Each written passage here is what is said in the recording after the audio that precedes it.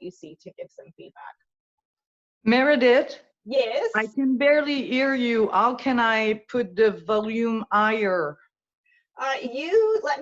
We'll get started and I will message you in the chat function and we'll work that out, okay? Yeah, you're welcome.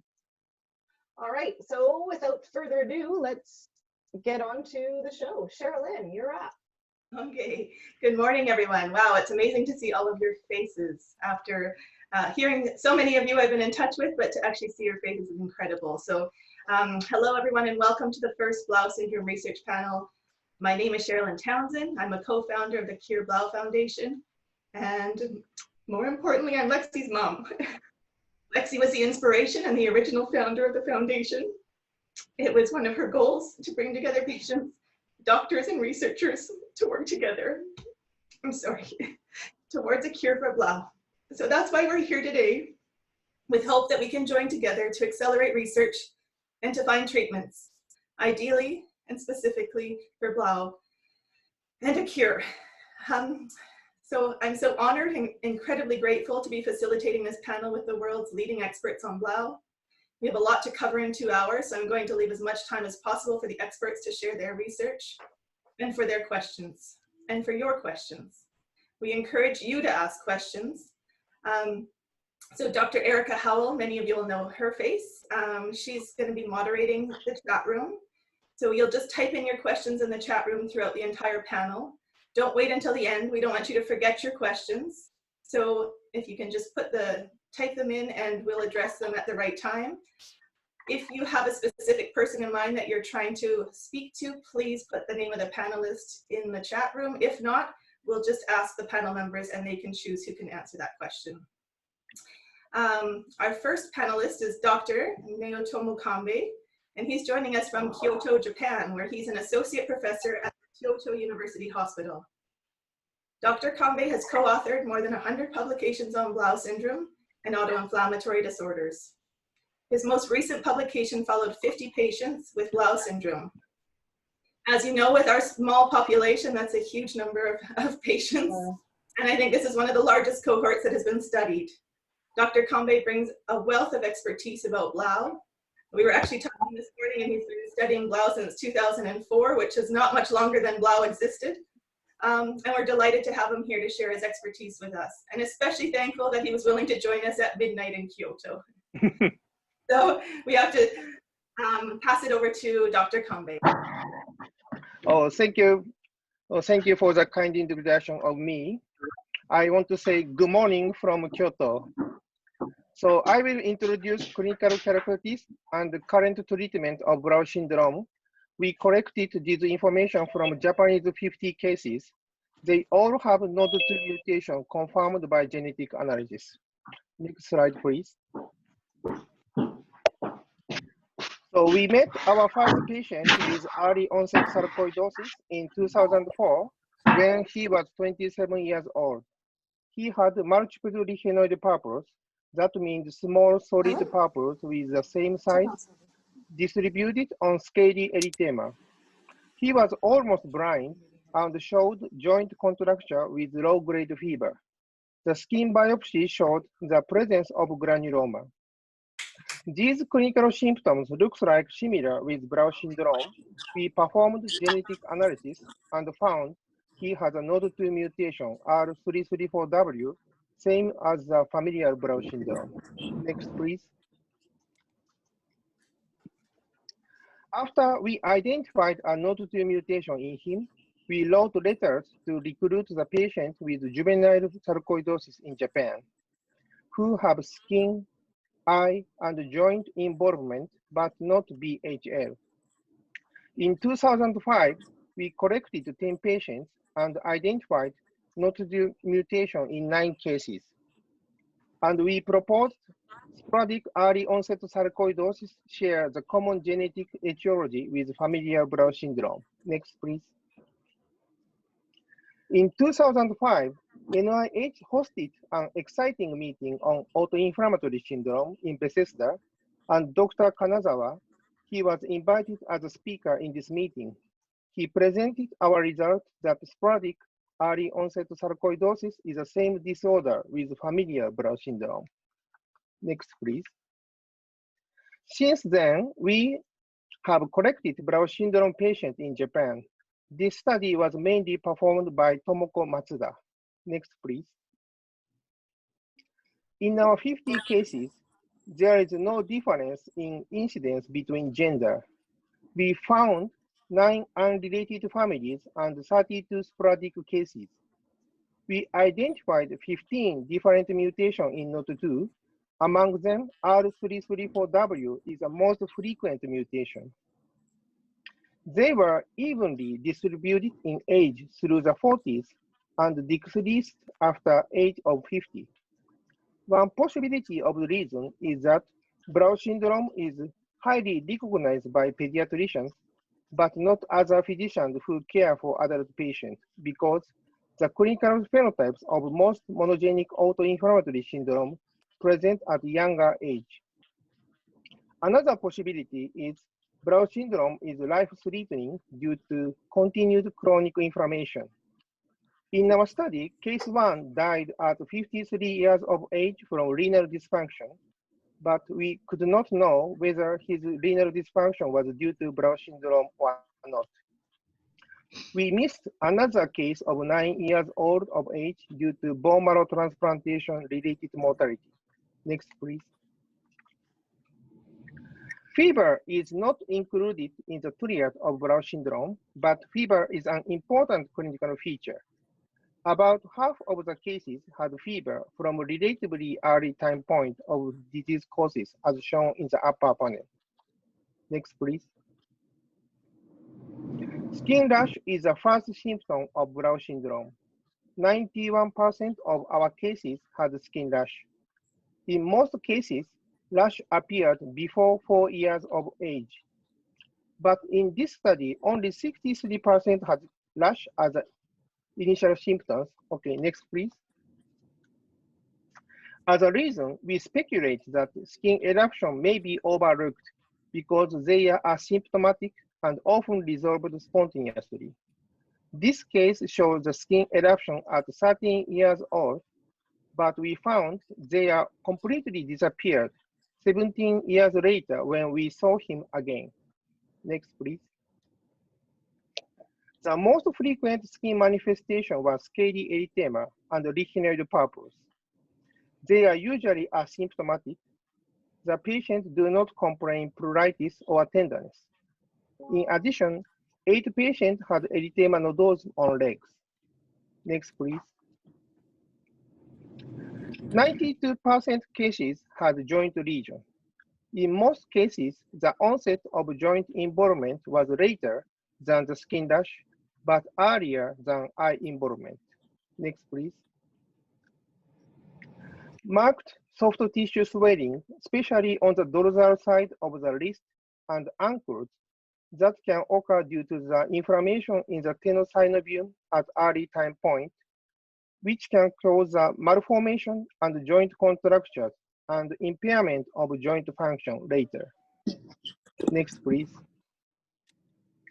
In 2012, we performed ultrasonographic assessment of synovial inflammation of Blau syndrome in Kagoshima. This study was mainly performed by Dr. Kei Ikeda. تجيب لي شوية Next, أغراض please. بعد المغرب. Next, please. So Kagoshima locates as a southwest area except Okinawa Island of Japan. Here, Professor Shuji Takei diagnosed 7 Blau syndrome patients. Among the patients who were introduced to him as an atypical collagen disease from Kyushu area. Next, please. So as shown here, dark area is located around the tendon, suggesting the edema. Click. So where power Doppler image shows the signals, so suggesting the tenosynovitis, despite lack of tenderness. So we believe ultrasonographic assessment of synovial inflammation can be a potent tool for monitoring Blau syndrome activity. Next, please. The number of this slide shows the result of grayscale of ultrasonographic assessment that was dramatically improved after treatment. Also, as shown with the clinical pictures, soft tissue swelling on the wrist and ankles were improved after the treatment with methotrexate plus infliximab. On the leg, skin eruption was also disappeared. But moreover, patient mother said to us, he was a gentle boy, preferred to reading book in home, but after starting the treatment, he is going out with his friend for playing football, and his hand shows suntan, as shown in the right upper panels.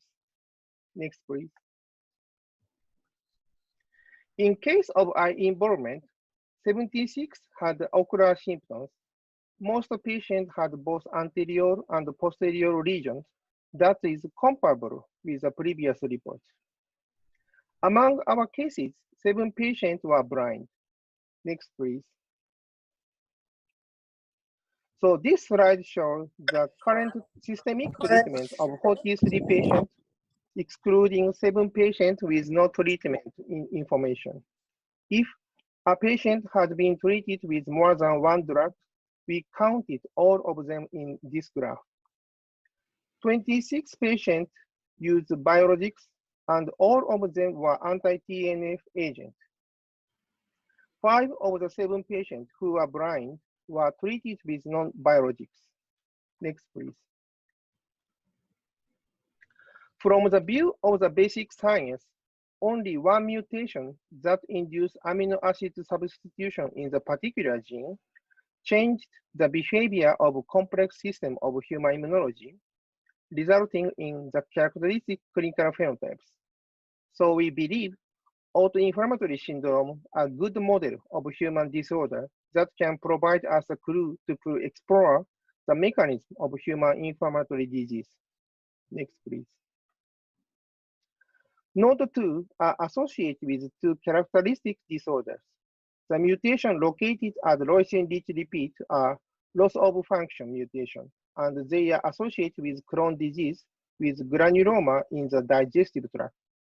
In contrast, Blau syndrome associated mutations are recognized as a centrally located node domain, and they are gain of function mutations.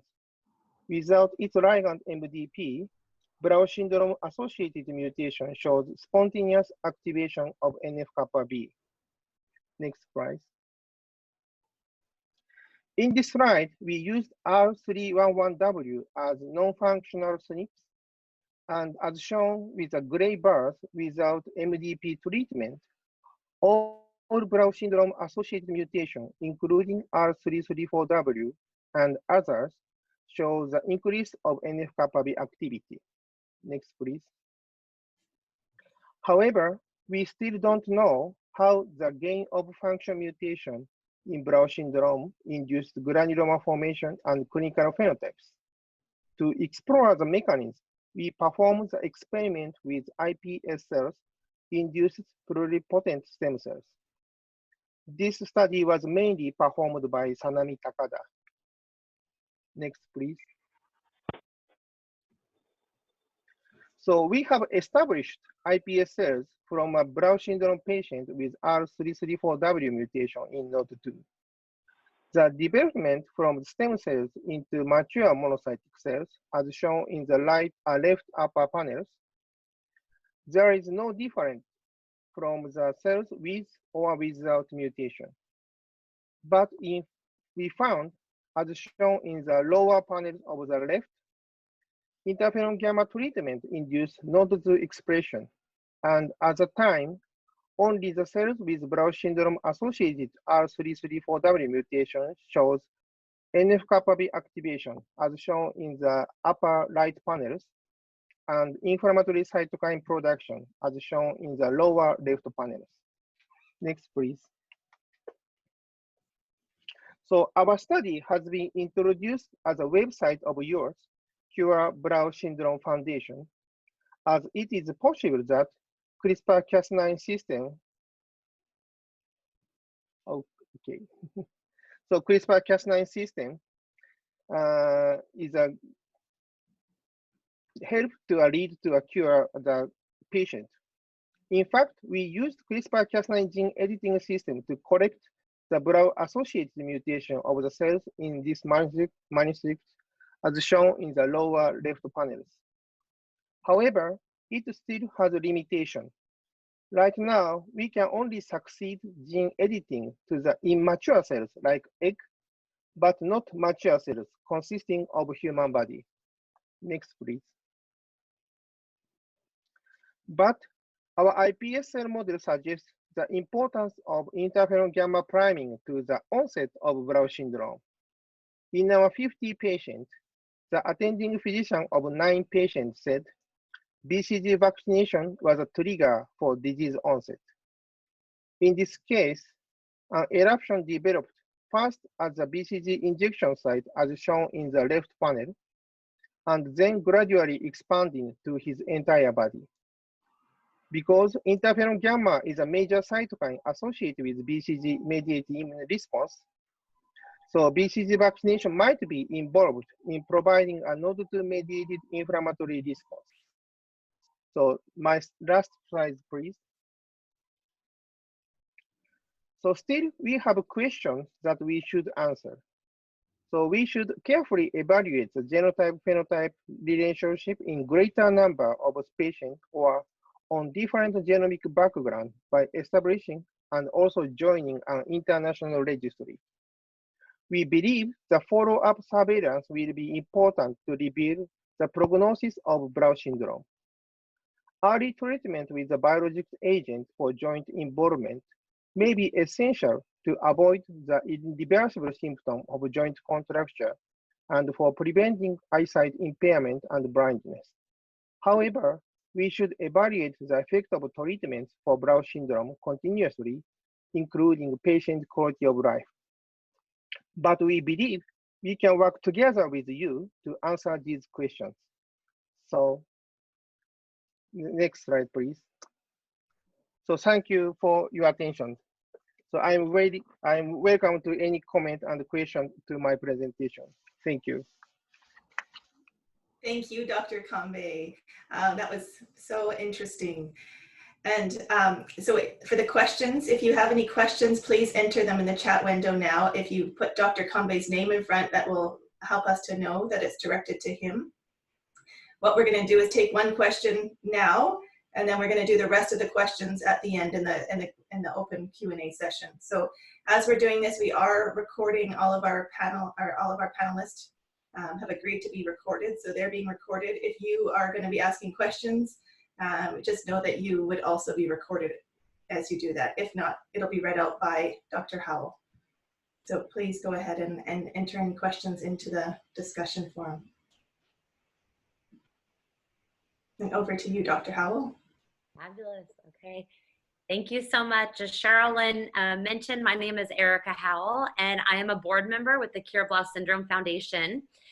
Dr. Kambe, thank you so much for your presentation. And I did receive a question, and this was in regards to your comments with CRISPR-Cas9.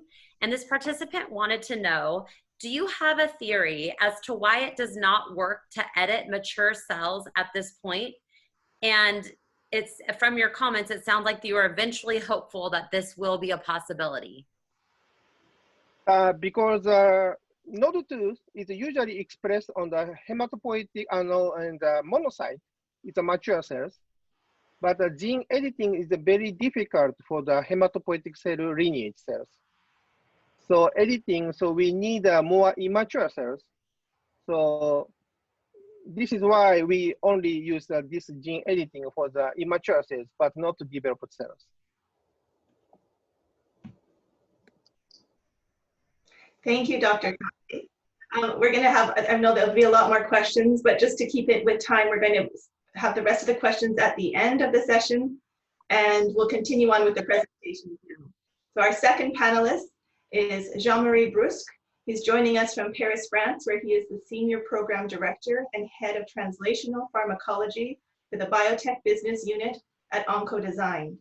Jean-Marie is a former GlaxoSmithKline investigator at the Paris and Collegeville in the USA. You joined Oncodesign in 2016 to lead the team that has spent the last 3 years developing a new RIPK2 inhibitor that holds promise as a potential treatment for inflammatory disorders. There has been a lot of talk about RIPK2, and it is very exciting to hear that this could be a new option for a more targeted treatment for Blau syndrome. So thank you, Mr. Brisk.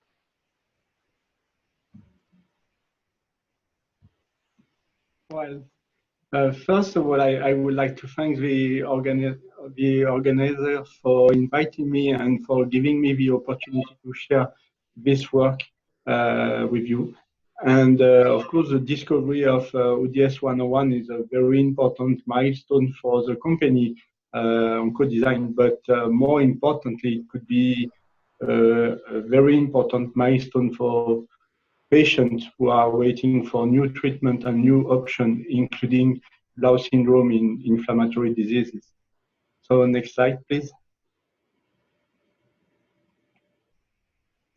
So I guess you are familiar with this pathway that we call a nodosome, which is the association of two pattern recognition receptors called NOD1 and NOD2 with a kinase, RIPK2, which transduces the signal down to the MAP kinase and NF-kappa B machinery.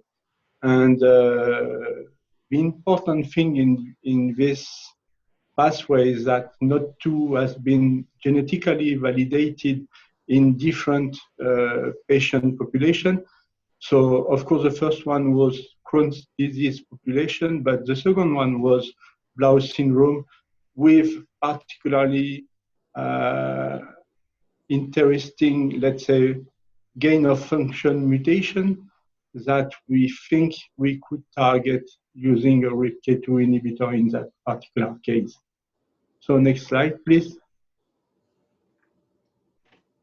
So in the last decade, some studies performed on biopsies coming from mainly ulcerative colitis patients showed that the NOD2 and RIPK2 pathway was upregulated, as well as inflammatory cytokines such as IL-1 beta and TNF-alpha. But more importantly, I'm pretty sure that the most important work in this field has been done by the group of John Bert in Collegeville in the US. And the paper on the right-hand side from Pamela Hale et al. In GMedChem showed that the pathway is not only upregulated, but the pathway is active in biopsies from UC patients, and that a RIPK2 inhibitor in that case prevents cytokine production in UC-CD patient biopsies. So that's probably the most important, let's say, evidence in this field that RIPK2 inhibitor could blunt the cytokine production in the tissue and at the organ level. So next slide, please. So regarding RIPK2 and Blau syndrome, well, the first hypothesis is that NOD2 mutations lead to a constitutively active NF-kappa B pathway. And in that case, RIPK2 is probably the most specific and tractable target in this pathway. So that's the first thing. The second thing is that we started in March the first discussion with Professor Karine Wouters in Louvain in Belgium in order to gain insight into the role of RIPK2 in Blau syndrome, and more particularly, we could use ODS 101 close analogs to decipher the cellular pathophysiology in these particular cells and disease. And the last thing is that ODS 101 could represent a new and an attractive new mechanism of action with potentially very limited side effects, and we will see that later, in comparison with current immunosuppressive agents.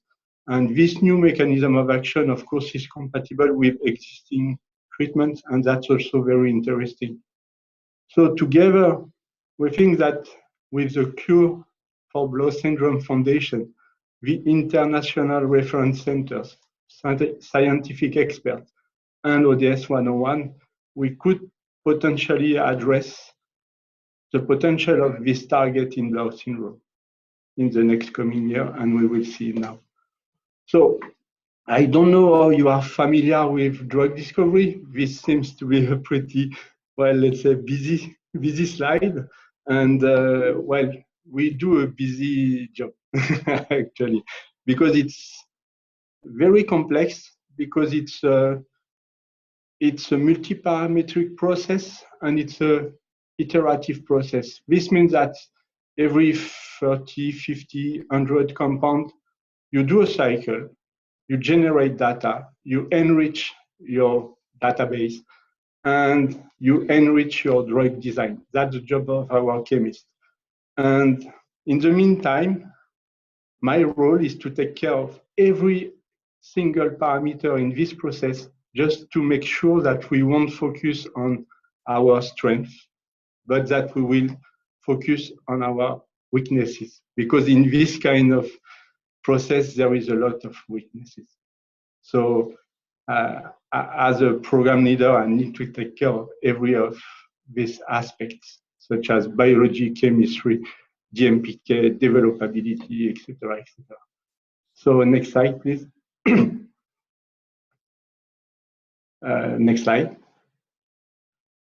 So during the course of this program, we synthesized about 1,000 nanocyclic compounds to reach ODS 101, which is the best among this 1,000 of compounds.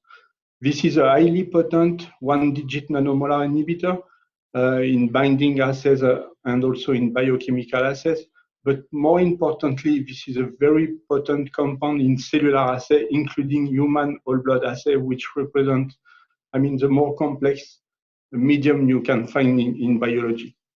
So as it is mentioned in the bottom left, the compound is potent on PBMCs from several species, including human, of course. And in whole blood assay in human, it's about 100 nanomolar potency. So that's one of the most compounds described so far. And interestingly, it is a very specific compound when you look at other pattern recognition receptors such as TLR2 and TLR4. So we shouldn't hit this kind of, let's say, pathway at the meantime than the NOT2 pathway. So that's very interesting in terms of, well, let's say, potency and also properties of the compound. So next slide, please. So for kinase inhibitor, one of the most important things is the selectivity, because you don't want to hit any kinase of the kinome. And here we tested this compound on 410 kinases at 1 micromolar. So this means 1,000-fold higher concentration than our IC50. And we found just 5 additional hits in that case. So this is highly selective in biochemical assays. But we also discharge 4 of these kinases in relevant cellular assays just to make sure that we won't target any of these kinases in a cellular context. So we can say that at that stage, ODS 101 is highly selective in both biochemical and cellular assays.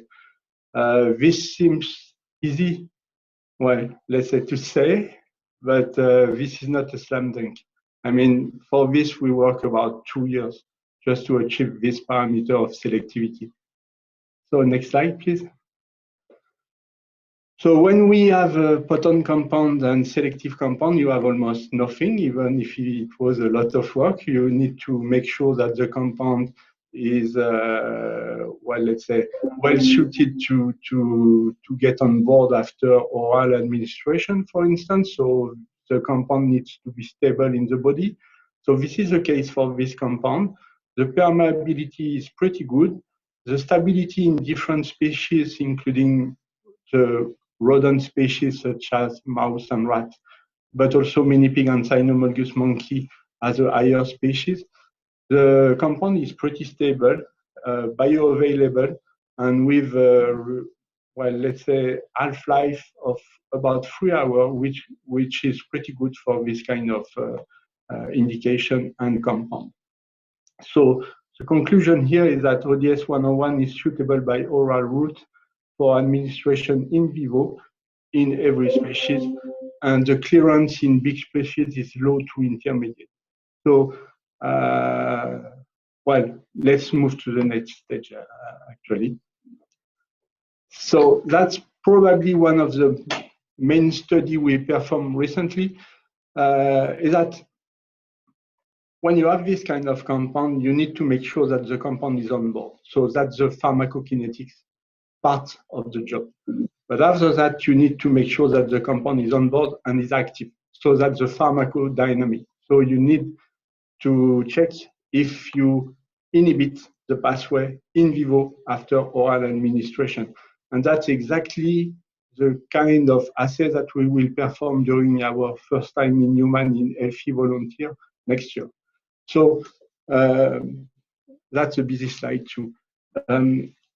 On the right, you have the PK property of the compound. So at 4 doses, 3, 10 in red, 30 in green, and 100 mg per kg in blue. So, well, let's say the exposure increased with the dose, so that's pretty nice. And the concentration we achieved using this dose is well, pretty decent. And on the left-hand side, you have the potency of this ODS 101 compound in cynomolgus monkey. So it's about 44 nanomolar in vitro.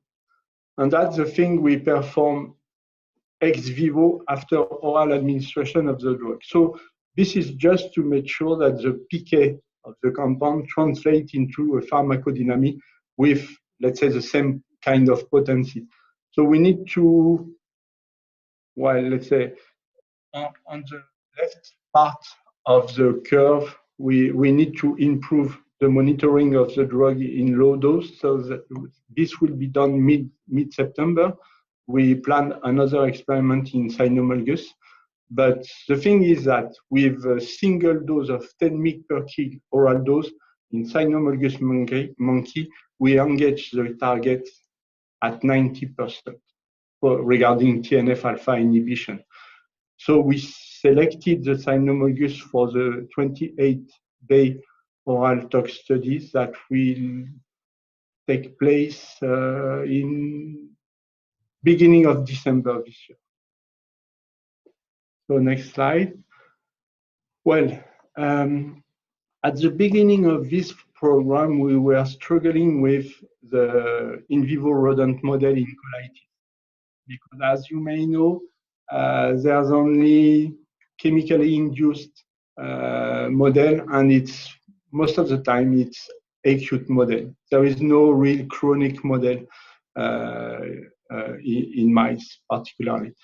So our head of in vivo pharmacology here at Les Ulis, Edwige Nicodème, decided to check if we could reproduce one of the key features of immunocheckpoint inhibitor in oncology is immune-related adverse events. And actually, one of the most important adverse events that we see using this immunocheckpoint inhibitor is colitis. So, next slide, please. We decided to compare anti-CTLA-4 immunotherapy, well, let's say in normal mice, there is no oncology part in this study, to a simple DSS challenge. And as you can see on the left-hand side, one of the main features of colitis is weight loss. So that's quite simple to follow during the in-life of the experiment. And when you start to put DSS in the drinking water at day 0, you see that in blue, the mice lost weight during time. And when you stop DSS, they recover. They recover, well, let's say within 4 to 5 days. And when you add anti-CTLA-4 therapy on these mice, they recover, but at a lower extent, well, let's say it's delayed. So that's the same thing when you look at disease activity index, which is more complex because it takes into account the body weight loss as well as stool consistency and blood in feces. But you see practically the same thing, that the recovery of the mice is delayed by the anti-CTLA-4 treatment. So we validated this model with RIPK2 knockout mice. So we saw protection with the knockout, but I won't show this data now. And on the next slide, more importantly, I will show you the efficacy of ODS-101 in this model. If we just look at the left-hand side, you can see the body weight loss in black, which lasted for 28 days. And in yellow, you have the 10 mg per kg dose. The 30 mg per kg dose is highly significant. And in brown, you see the 100 mg per kg dose, where we protect completely the mice from this body weight loss during the course of the disease, and colitis, of course, in this case. So in the next slide, you can see that also one of the main features of colitis is the thickening of the colon. And here, the yellow bar illustrates the thickening in the vehicle plus anti-CTLA-4 group. And it's illustrated on the graph bar here on the right, where the thickness of the colonic mucosa is almost doubled during the treatment. And you can see the reduction of this thickening of the colon upon treatment with a highly significant effect at the 100 mg per kg dose. So ODS-101 protects the colon from inflammation-driven epithelial thickening.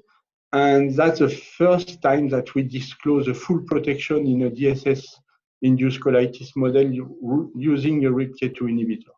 So the efficacy observed in this model, well, let's say, could sustain a new therapeutic option in UC, of course, but also for TNF-alpha therapy replacement or combination in that particular case.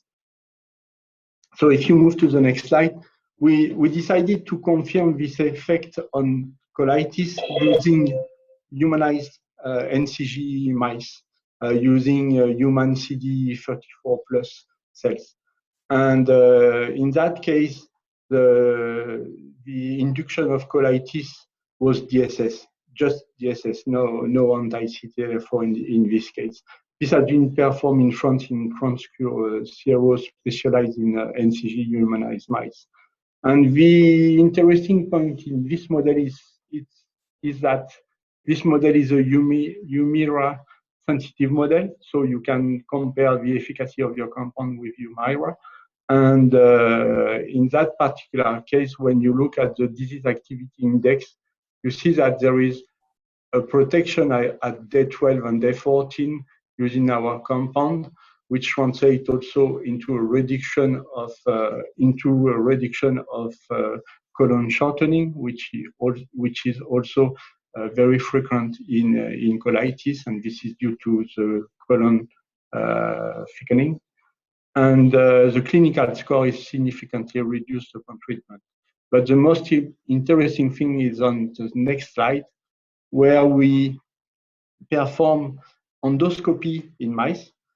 And just to show you the vehicle condition, we have an endoscopy score of 7, which is illustrated here, mainly with the thickening of the colon. And you can see that at the level of the mucosa, and the protection of ODS-101 in this particular model. But more interestingly, when we looked in this vehicle group, the heterogeneity of the endoscopy score, it is perfectly correlated to the level of human TNF in the colon, and also human S100A12, which is a beta-defensin, which has been recently described as a biomarker in many inflammatory diseases, including Blau syndrome. So as you can see here, The severity of the disease is correlated with the presence of human TNF in the colon as well as human S100A12. And our compound completely blunt the level of this cytokine and restore the endoscopy score in these mice. So that's the first time we demonstrate this kind of activity in this particular humanized mice model. And that's pretty interesting because in this model, the cytokine expressed at the colon level are human cytokines. So we can block this, this inflammatory driven colitis in that case. So next slide, please. Well, this is a picture of our compound in the structure of RIPK2. That's nice. And well, next slide. So this is the safety pharmacology of the compound because actually now we know that we have a potent compound, selective, active in vitro, in vivo. The thing is that we need to see if it's developable. I mean, we need to show that the compound is clean on a large panel of receptors, which is the case if we look at the safety screen panel, which is about 44 receptors, mainly in CNS and also heart receptors, but also in the bioprint, which is 131 targets, and our compound is completely clean up to 10 micromolar. We have, well, let's say, a low alert regarding ERG cardiac channel, but we didn't see anything on human cardiomyocyte in terms of current. So we planned cardiovascular toxicology in cynomolgus beginning of next year regarding this aspect.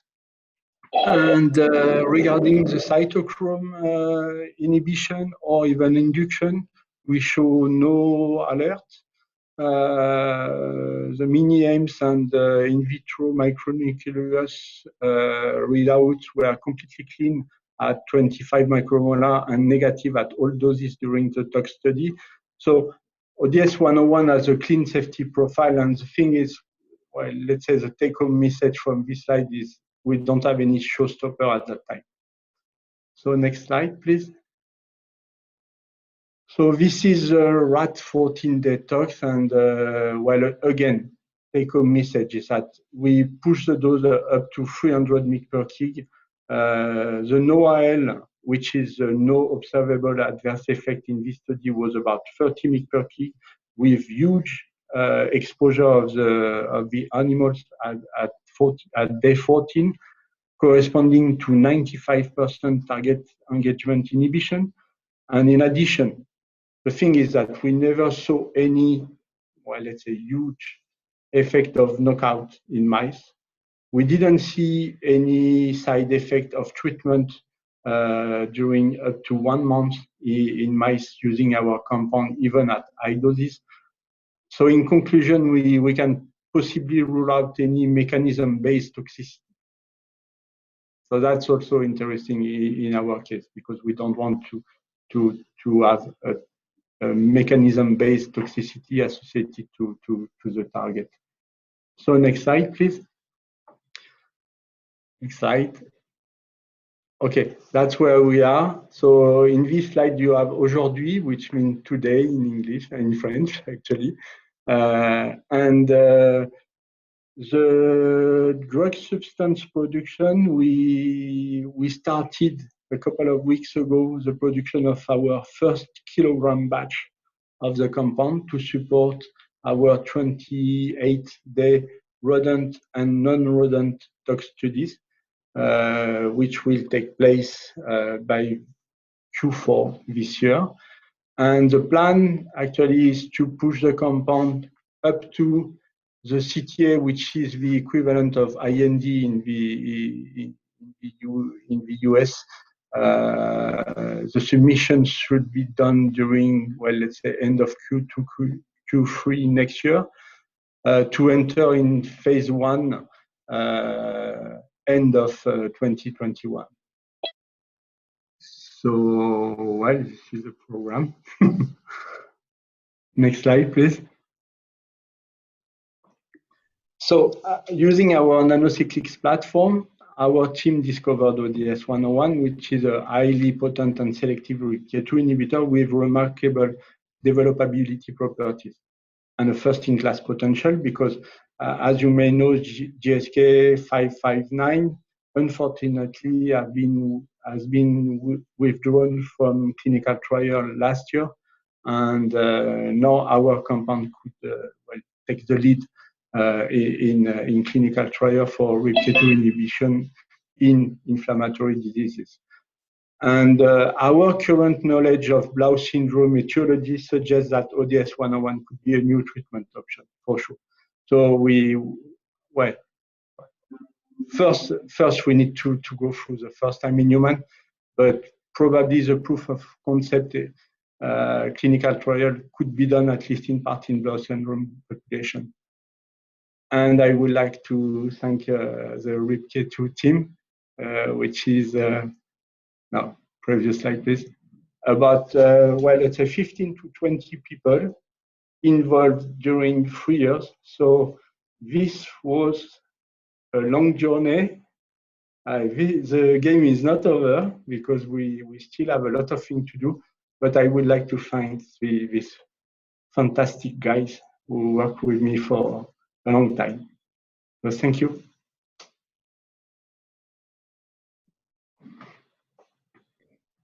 Thank you so much. I know that's a lot of information to absorb, big information. So I would still like to continue people to ask questions.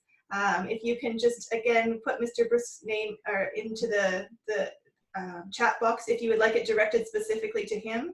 And what we'll do is do, again, one question now, and then we'll do the rest at the end of the discussion. So over to you, Dr. Howell. Fabulous. Thank you again, Dr. Brusk. We have a variety of great questions in our chat box. We also have some that were sent to me privately. For right now, Dr. Brusk, one of our questions had asked us, do you have data suggesting RIP2 signaling is involved in disease for Blau syndrome patients? If so, what data also suggests that RIP2 inhibitor may help Blau patients?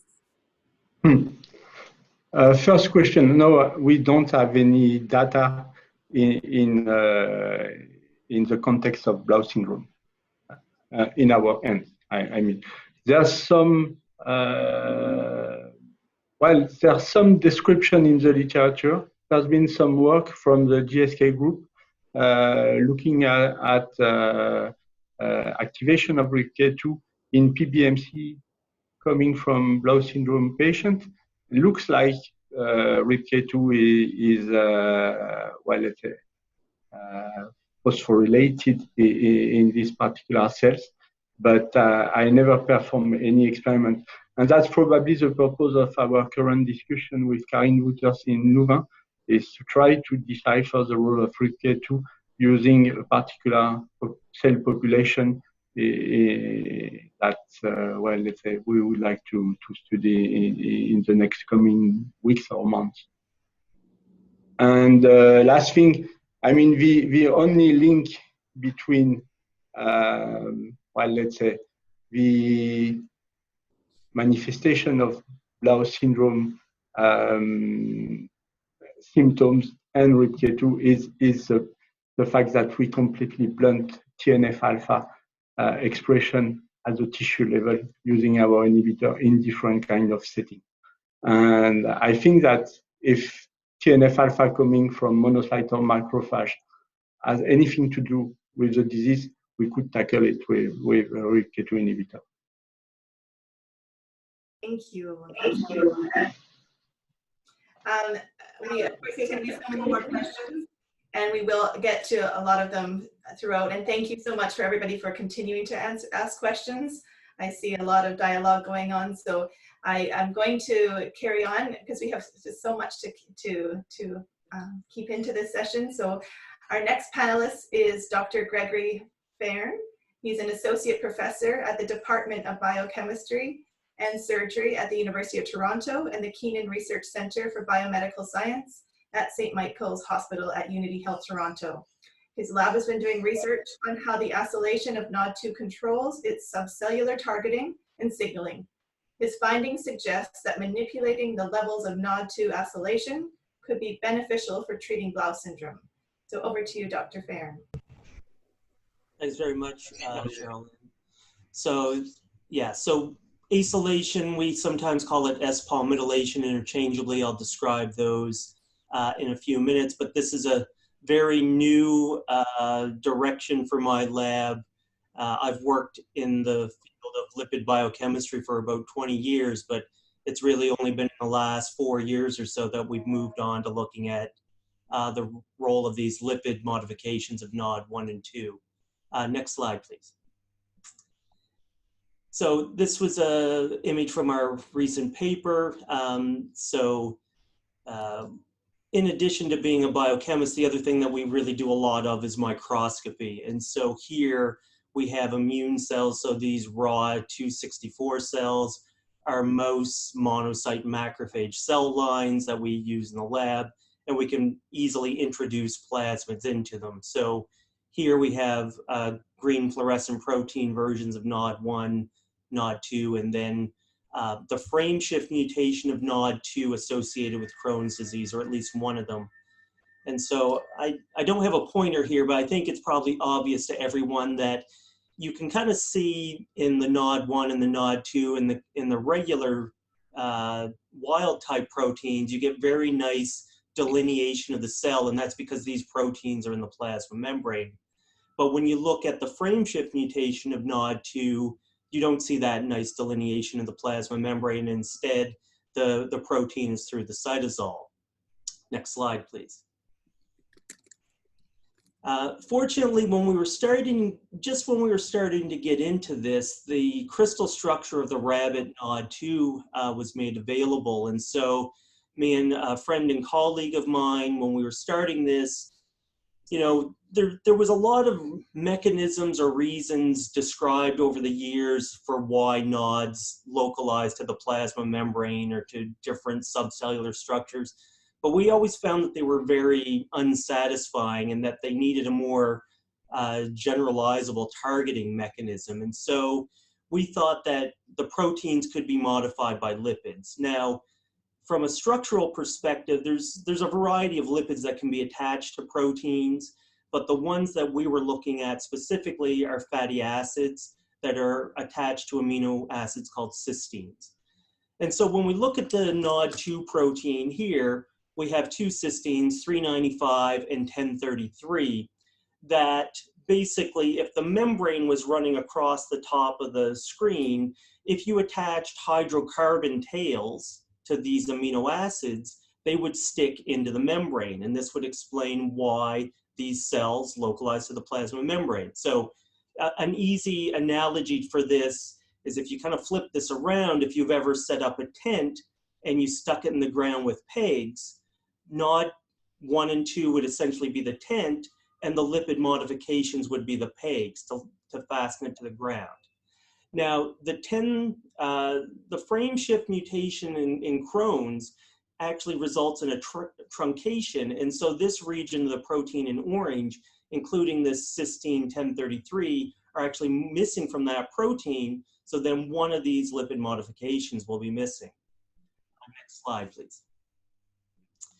So, you know, we'll very quickly go over this, but there's a variety of lipid modifications that can happen to proteins from a biochemical standpoint. Generally, these are hydrocarbons. So this is an oil mixing with water sort of problem. If you start attaching oils to proteins, they don't want to be in the cytosol, they want to localize to the plasma membrane and to endosomes.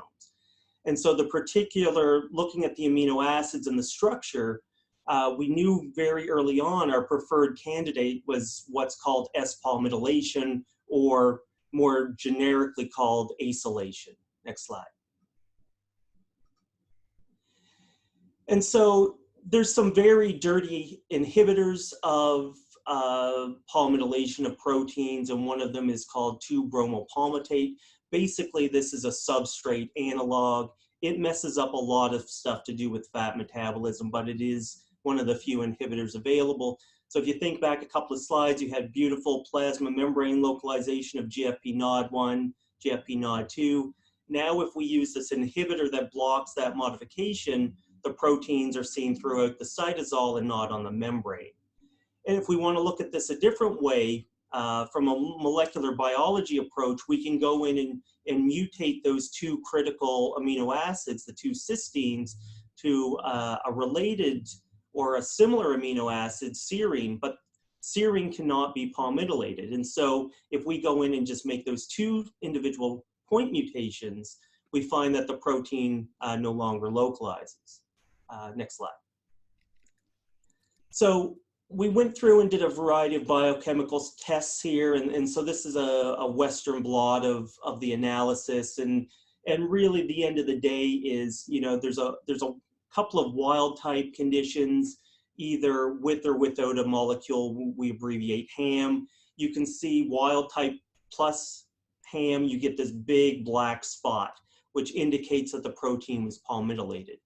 Now in this here, we started out looking at some of the Crohn's, again, the frame shift mutation, and then some of these individual point mutants, but we show that we can very quickly lose the palmitylation of the NOD2, and we did all the same work with NOD1 through looking at the structures and identifying the similar residues.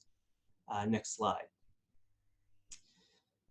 Now, the other thing that we found, most of this work to this point was all done in resting immune cells or epithelial cells with no stimuli. And so it sort of suggests that there's always a pool of palmitoylated proteins versus non-palmitoylated.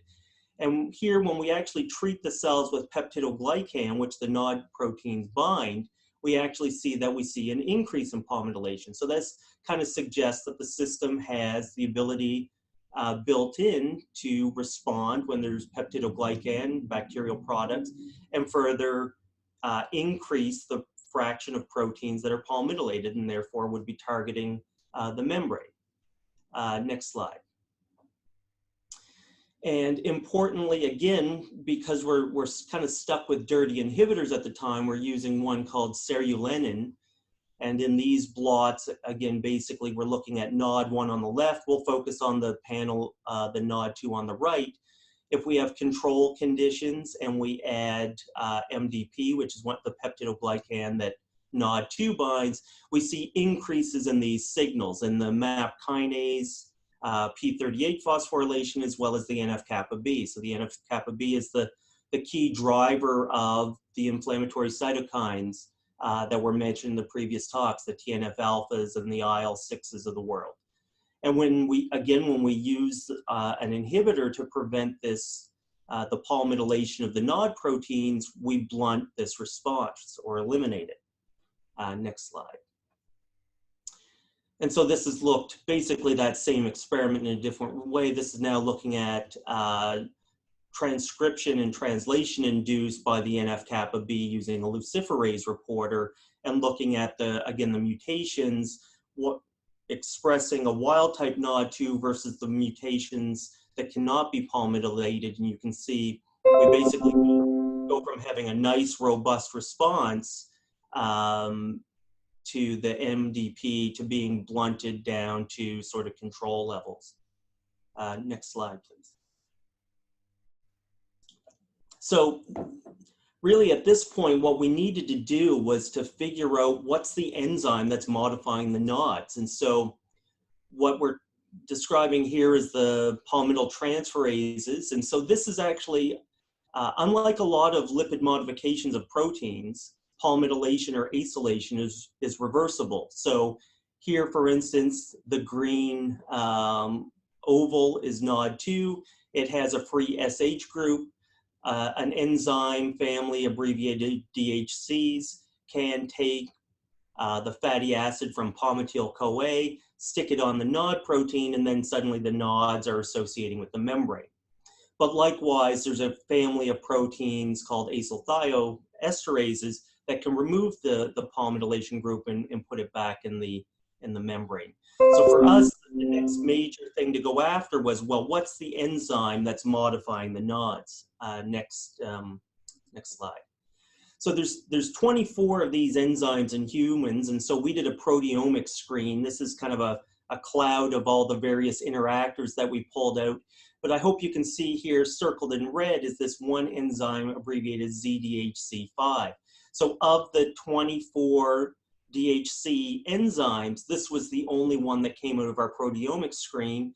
And fortunately, it actually came out of the proteomics screen for both NOD1 and NOD2. So this kind of gave us a little more confidence that we might be on the right track. Next slide.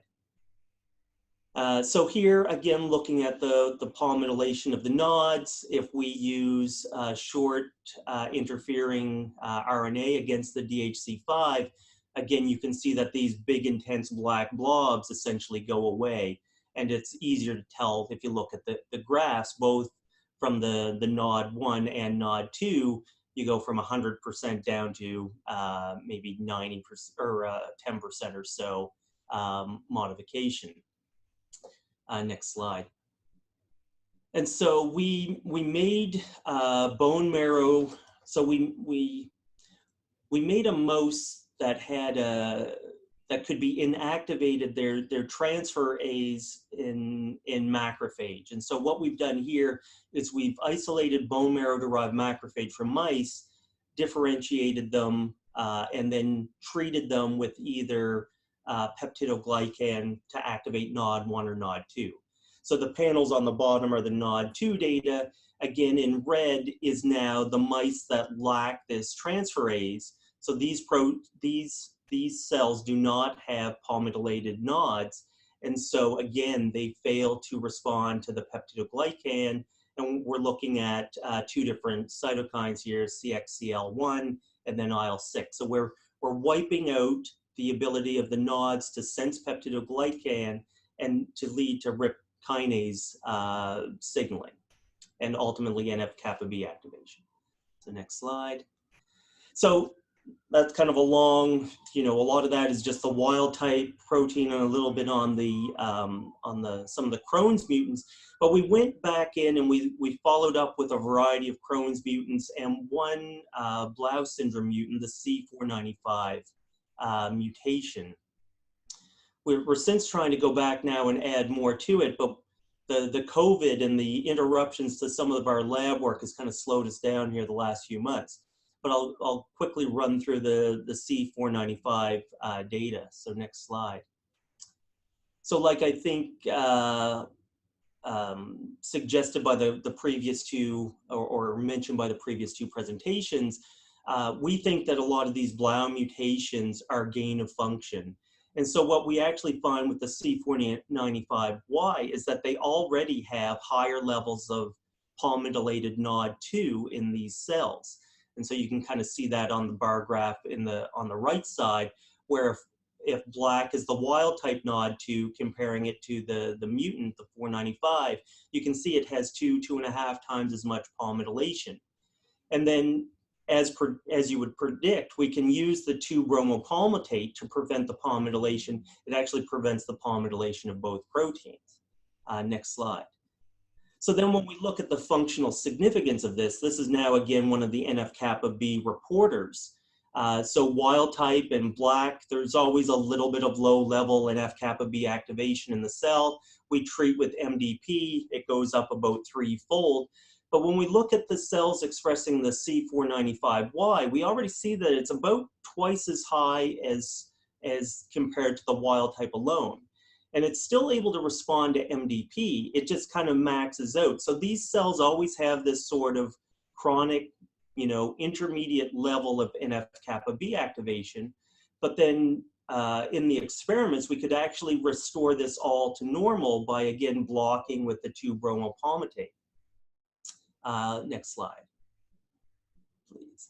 So this brings to our kind of summary slide. I mean, this is still, I think, a little simplistic for what's going on with the NOD cycle and the nodosome, but we think what we have is that normally in the cytosol, there's a pool of NOD that has no palmitylation sites or no acylation sites.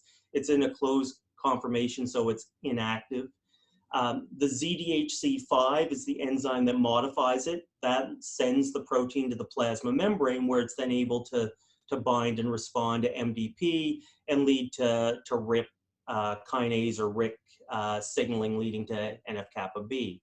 And so what we think we've got going on is really a finding here where we can explain the loss of function mutations for many of the Crohn's mutants, not all of them, but I would say about 50% that we looked at are hypopalmitoylated, where at least the Blau mutations, the couple of them that we've looked at so far, are actually hypopalmitoylated. And we think that just, it almost resets the scale where Crohn's, it's always harder to get them going, but the Blau syndrome mutants, they're already going when they shouldn't be. And so right now in the lab, we're looking for the esterases, so the sort of opposing function of the DHC5, the ones that would remove the acylation or the palmitylation site to turn off the nodes.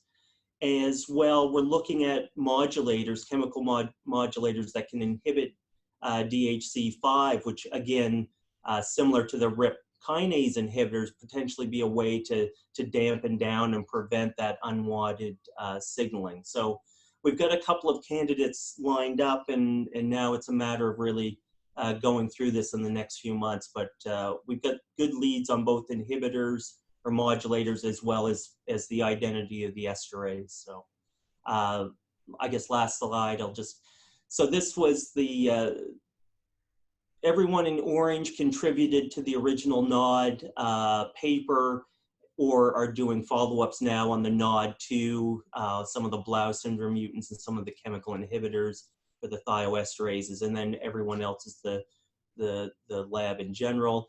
My lab doesn't have funding to specifically study Crohn's or Blau syndrome, but we have grants to study the palmityltransferases and the role in immune cells, and so that's funding from CIHR as well as some other funding sources. So with that, I'll be happy to take any questions. Thank you, Dr. Farren. So over to you, Dr. Howell. I know there's been a lot of questions for Dr. Farren come in, so we'll have the one question now, and then we'll go to the end and answer more. And you're welcome to read through the chat box as well, Dr. Farren. I see that there's been a lot of questions. Thank you so much. One question from a participant, Dr. Farren. Yeah. Our participant asked, you said palmitization is reversible. Does it mean that no permanent damage occurs to the cells? So so this is a modification at the protein level. So this is purely a regulatory mechanism, a way that cells have evolved to control cell targeting and function, or protein targeting and function. So we can, experimentally titrate the palmitylation up and down, and then we ultimately see that mirror what we see with RIP kinase activity or NF-kappa B activity, where if we turn it up, we see the activities go up, or we can turn them down. So I think there is a potential there to regulate this in patients, if that's kind of the full circle of that question. Great, thank you so much. Now we're going to carry on to our next panelist. Dr. Ruth Napier is joining us from Portland, Oregon in the United States, where she is an assistant professor of molecular microbiology and immunology at the Oregon Health and Sciences University. Dr. Napier runs a translational immunology laboratory located at the VA hospital in Portland.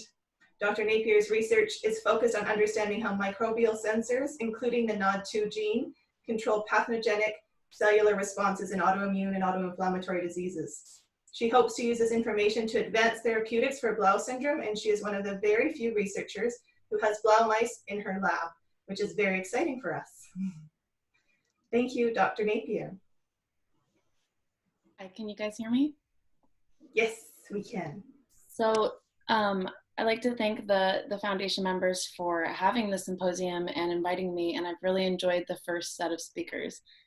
I also, before I get started, wanted to acknowledge the people who made all of this research possible, and you can see some of their faces, but my mentor, Dr. Holly Rosenzweig, I did most of this work with her and Dr. Ellen Lee, who's also part of this, during my postdoc at OHSU in the VA, and I've since then transitioned to assistant professor and continued this work, but a lot of this is done when I was in Dr. Rosenzweig's lab. And also Emily Vance and Sydney Lashley, who are also part of this and part of the lab, who contributed to this work. So, okay, next slide. So I tried to make this talk agreeable to both patients and scientists, so bear with me here. So what is the connection between NOD2 and Blau syndrome? We all know it's a monogenetic disease.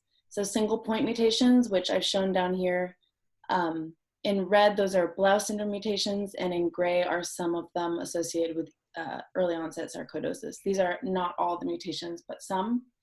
So single point mutations in NOD2 lead to this inflammatory disease in Blau syndrome. And as we know, it's the triad disease, so dermatitis, uveitis, and arthritis. So this monogenic disease leads me to know that there's a strong genetic link between NOD2 and arthritis, uveitis, and dermatitis. So there's some unequivocal link between NOD2 and these three types of disease. So this, if you can go back one, this leads me to believe that NOD2 is absolutely critical in maintenance of our immune homeostasis or self-tolerance. And so for those of you who don't know what self-tolerance is, it's basically how you're able to live. And it's the immune system and the body's ability to be able to tell self from foreign antigens. So on one arm, the body is constantly recognizing self and dampening those responses. But on the other arm, it's able to mount like tremendous pro-inflammatory responses to protect us against foreign antigens. So you can imagine this is a highly regulated scenario, and that anything that makes it go off can cause autoimmunity or autoinflammation. So I think that NOD2 is a critical regulator of this process. Okay, next. So before I go further about NOD2, I wanted to go briefly into what's known about what it is. So it was originally found to be a microbial sensor. So you can see here I have a ridiculously simplified version of NOD2 signaling. So you can see in green, this is a bacterium with flagella coming into the cytosol of a host or a human cell in pink. You can see NOD2, and NOD2 recognizes peptidoglycan, and it's the most minimal part we call MDP, muromyl dipeptide, but we'll just call it MDP. So NOD2 becomes activated and it binds to RIP2 kinase, which we've heard quite a bit about already, which activates a downstream signaling pathway that ultimately leads to translocation of the transcription factor NF-kappa B into the nucleus that then transcribes pro-inflammatory factors, which include TNF, IL-1 beta, IL-6, IL-8, and I could go on, but I just listed those. We call this the canonical RIP2 NF-kappa B signaling pathway. Okay, next. So I wanted to mention that there have been RIP2 independent pathways found for NOD2. So one is protection against parasite infections, and this was a paper in 2010 to show NOD2 protection against Toxoplasma gondii. It's also been shown recently in regulation of T cell development, and this is independent of pathogens, and also in a host cell recycling pathway called autophagy. But these mechanisms are really unknown. Next. So going back to NOD2, I consider NOD2 a rheostat of the immune system. So a rheostat is an electrical instrument used to control current by varying the resistance. So I consider NOD2, if you edit that slightly, it's a signaling protein used to control the immune system by varying the resistance. So here's a cartoon of NOD2 in the different domains. So we know now that endogenous expression or wild type non-mutated normal NOD2 serves in protection against, you can click it again, antimicrobial protection. So as I showed you, it's a mechanism used by the host to defend itself against infection. So we know that people who have mutations in NOD2 can be susceptible to Mycobacterium leprosy, tuberculosis, Helicobacter pylori, chlamydia, and it's known to modulate gut bacteria or luminal bacteria. But on the other side, studies have shown that just normal wild type NOD2, when it's turned up or down, can contribute to allergy, asthma, sarcoidosis, or even MS. So on the flip side, there are natural mutations, variants, and polymorphisms that happen in Blau. And so I think the most famous one is in Crohn's disease. Okay, click again. And this is in the leucine-rich repeat domain. And so if you're looking at the cartoon picture of NOD2, that pink part is actually where that NOD2 recognizes bacterial factors. And so you can imagine when you have, can you click again, mutations there, that NOD2 is unable to see those green bacteria in the peptidoglycan, and so it's unable to activate that RIP2 NF-kappa B pathway and protect itself against infection. So this makes sense, and the general thought in Crohn's is that you get luminal dysbiosis in the gut, and this contributes to Crohn's disease. But what I find super interesting is that NOD2 is also associated with a variety of diseases that involve arthritis and some co-uveitis, and that these mutations are actually in a different part of the protein. And so I have that highlighted in gray. And so this is the nucleotide binding domain, or the NOC domain. And so currently, we don't quite know the cellular mechanism, and could this be RIP2 independent? Okay. So we became really interested in the link between NOD2 and arthritis, and NOD2 and uveitis in our lab. And so I just wanted to go, this is by far not exhaustive of what's known about Blau syndrome immunology, but I wanted to go through what we know so far. Click, okay, click. So several people have mentioned already, originally Blau syndrome was shown to be a gain-of-function mutation, and this was shown in laboratory studies in vitro where they culture human embryonic kidney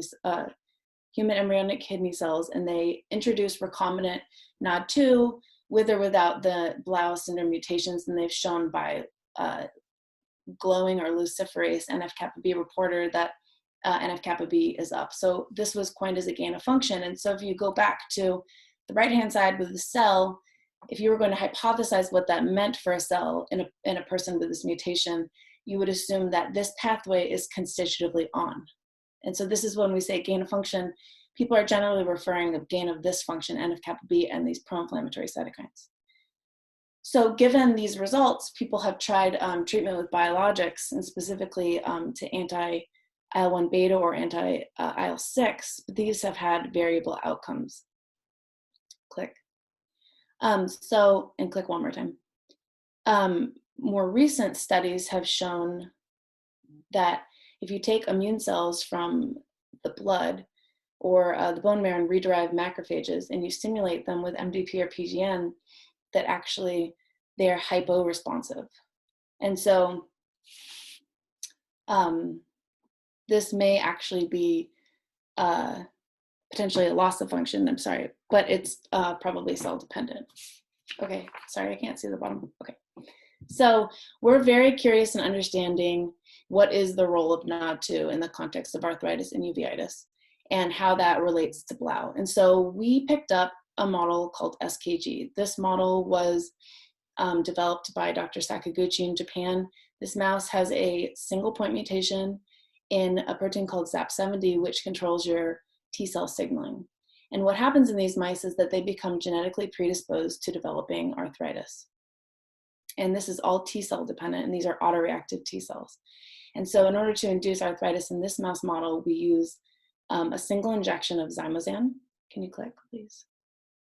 And Zymozan is actually just fungal beta glucan, so it's a surface glucan. And this induces arthritis. Can we click again? And then click, click. So we're able to look at arthritis and assess this based on three ways. One is clinical scoring, like you would go into the physician's office and monitor arthritis. So we can score the hind paws and the forepaws on a score of 1 to 4, and we give them a cumulative 4. So 0 being no arthritis, 2 being moderate, and 4 being the worst. And then over time, we can draw this graph showing how the arthritis is escalating over time. We also do histology. So these are histology sections of ankles from these arthritic mice. And so the top is a non-arthritic mouse joint, and the bottom is arthritic. And you can see the infiltration of the purple cells, which are the immune cells. And the other way we can do more molecular detection of inflammation is using near infrared imaging, where we inject these mice with a glowing probe that's sensitive to protease cleavage. And so here we have 3 different methods that we detect arthritis in these mice. So in Dr. Rosenzweig's lab, we created a mouse, an SKG mouse that lacked NOD2, and we induced arthritis in these mice. And what we noticed was these mice that lacked NOD2 had a lot worse arthritis. And you can see here in black. So in the gray is the normal mouse following induction of arthritis, and the black is those NOD2 deficient mice. We also looked at it using NIR imaging. You can click. So you can see that the NOD2 mice had a lot more inflammation. So the more red, the more inflammation than the SKG, and then these are the control mice. And we've quantified it. Can you click one more time? And then we also did histology on these mice. And so here you can see arthritis in the traditional model in the ankle, and here you can see the NOD2. And what we noticed was pannus formation, and we also saw bone and cartilage destruction in these NOD2 knockout mice. So these data together made us hypothesize that NOD2 expression is actually protective against arthritis in these animals. So this was surprising and exciting to us. So we wanted to obviously know the mechanism. And so we started to look first at this cytokine called IL-17, because we know that IL-17 promotes arthritis. You can click. In the SKG model, but we also know that it promotes arthritis in rheumatoid arthritis, psoriatic arthritis, and ankylosing spondylitis, which is an arthritis of the spine. So before I go on, I just wanted to introduce IL-17 because it's sort of the point of this talk. So IL-17 can be made by different cell types, but today we're going to talk about the production of IL-17 by CD4 T cells. Can you click? Click, okay, thanks. So we call these Th17 cells, or T helper 17 cells. Th17 cells are CD4 T cells that produce the cytokine IL-17. So IL-17 is actually protective against some bacterial infections and fungal infections, so it does serve a good purpose. However, it can also be a double-edged sword where it can contribute to autoimmune disease.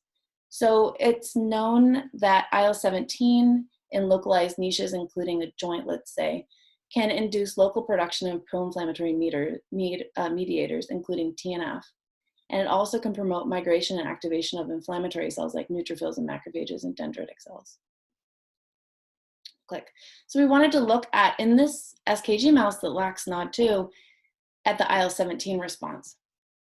And so here we took out CD4 T cells from arthritic mice, either from the SKG mouse or NOD2 deficient SKG mouse, and we stimulated them with PMA-Annamycin, which allows T cells to produce cytokines.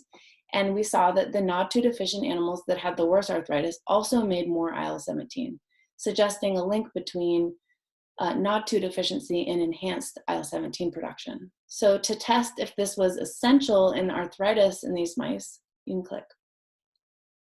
We did neutralization studies, which for the patients is like the equivalent to taking biologics, like anti-TNF, but in this case, it's anti-IL-17. So we treated the mice with an anti-IL-17 inhibitor and induced arthritis, and we saw that, so what we already knew is in the SKG mice that have NOD2, that this blocked arthritis. But then we saw that in the NOD2 deficient mice that had worsened arthritis, that also blocked arthritis. So this suggests to us that IL-17 is somehow being negatively regulated by NOD2. And so NOD2 expression in these mice is protected against arthritis, and we think it's via a process of dampening this IL-17 response, which causes arthritis in this mouse. Okay, next. So to make a long story short, we wanted to know what cell type or what was the mechanism behind these mice making so much more IL-17. So we went straight to the T cells. And so to test this question, we isolated, you can click, CD4 T cells from totally naive non-arthritic, so they had not been induced by Zymazan, CD4 T cells from either SKG mice who have NOD2 or NOD2 deficient T cells. Okay, and we adoptively transferred them into lymphopenic nude mice. And these mice, so if you can imagine the mice with the green T cells, the only cell in their body that lacks NOD2 are CD4 T cells. And in the blue mouse, every cell in that mouse's body has NOD2. So we would then induce arthritis in those mice. You can click. And we saw that the mice that received T cells that lacked NOD2 had the exacerbated arthritis, suggesting that NOD2 deficiency within just CD4 T cells is sufficient to exacerbate arthritis. The next slide. So being the devil's advocate, we wanted to test the role of NOD2 in other cell types. So here we did the opposite experiment. We took CD4 T cells from SKG mice, so there's wild type T cells that have NOD2, and we transferred them into lymphopenic recipients. You can click. And so in these mice, these blue mice here, every single cell in their body lacks NOD2 except the T cells. And on the left-hand side with the rag mice, every T cell in that body is wild type or NOD2 sufficient. So we were able to induce arthritis in these mice. You can click. And what we saw is that there was no difference in the ability of these mice to get arthritis. So together, these data suggest that NOD2 deficiencies in just CD4 T cells are sufficient for this exacerbated disease. And that within the context of this model in arthritis, that NOD2 deficiency in any other cell type is indispensable for this. So we became, at this point, very interested in looking at the role of NOD2 in controlling CD4 T cells. So as I mentioned in the last SKG model, they do have a point mutation and they are a special brand of mice. So we wanted to go into a more wild type, sort of generic, widely used mouse. So we went into the Black 6 mouse. And we use a completely different model that was developed in the lab by Dr. Lee in collaboration with the Caspi lab. And so what we do here, and if you're familiar with the EAE model, it's sort of like this, is we do an immunization of these wild type Black 6 mice with a retinal antigen, which is interphotoreceptor retinoid binding protein, or IRBP. So this is a retinal antigen, plus an adjuvant. We use Freund's adjuvant, which is just a mycobacteria. And these mice develop uveitis.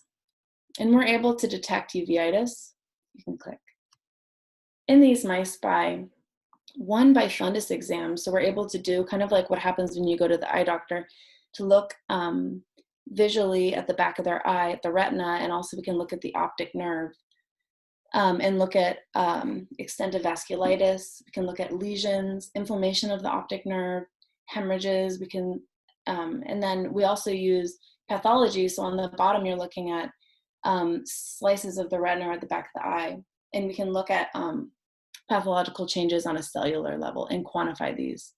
And so we use this model to look at the role of NOD2 in this disease. So to kind of move forward a little bit, we went straight to transferring CD4 T cells that lack NOD2. So we took lymphopenic mice and we reconstituted them with NOD2 deficient CD4 T cells or wild type T cells. And so this is the bottom row either. So these are immunized mice that either have wild type T cells on the left or NOD2 deficient T cells on the right. And you can see the clinical scores of this fundus exam that the mice that received NOD2 deficient T cells actually developed worsened uveitis, just like in the SKG model. So we next, given that we were using this Black 6 mouse, we have many more genetic options. So we were finally able to test the role of RIP2 in this model.